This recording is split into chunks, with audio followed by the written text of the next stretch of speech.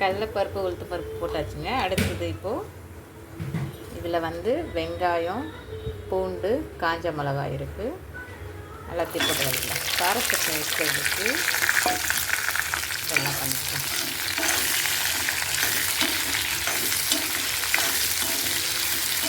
ஒரு 3/4 பதம் வதங்கினா போதும். இந்த 3/4 பதத்துக்கு வதங்கிடுச்சுன்னா அடுத்து தக்காளி போடணும். கொஞ்சம் வதக்கிட்டு கொஞ்சம் வதக்குறதுக்கு கொஞ்சம் ஸ்வீட் பண்ணிக்கலாம். கொஞ்சம் 3/4 பதம் வதங்கிடுச்சு இல்லையா? இப்போ வந்து கொஞ்சம் மஞ்சள் தூள் போட்டுக்கலாம்.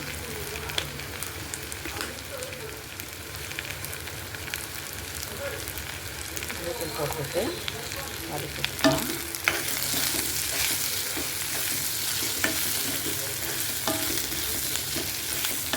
இஞ்சி ஒரு துண்டு நம்ம காரத்துக்கு ஏற்ற மாதிரி கொஞ்சமாக சின்ன துண்டை ஒரு இஞ்சி கூட போட்டுக்கலாம். அப்புறம் வந்து தக்காளி ஆட் பண்ணுறேன். தக்காளி ஒரு 3/4 பதம் வதங்கணும். தக்காளி 3/4 பதம் வதங்கிச்சுன்னா அதுக்கப்புறம் கொத்தமல்லி கொஞ்சம் போடலாம். கருவேப்பிலை கொஞ்சம் ஆட் பண்ணிக்கலாம்.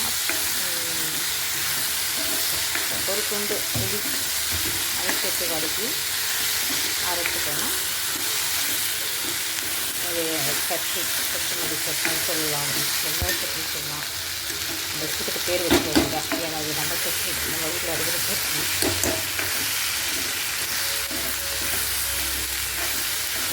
கொஞ்சம் வதக்கிட்டேன்.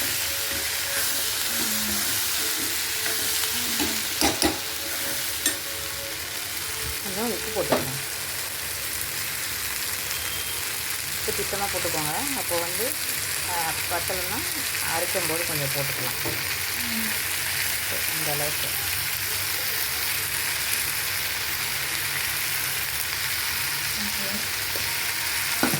உப்பு மட்டும் கம்மியாக இருந்தால் போட்டுக்கலாம். ஜாஸ்தி இருந்தால் வந்து ரொம்ப தர முடியாது இல்லையா?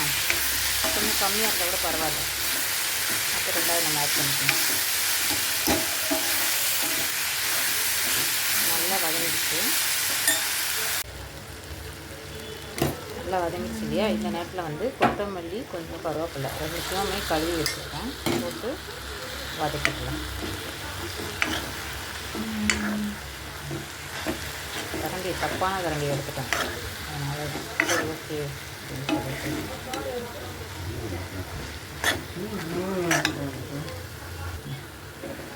கொஞ்சம் கொத்தமல்லி போட்டு வதக்கிக்கணும்.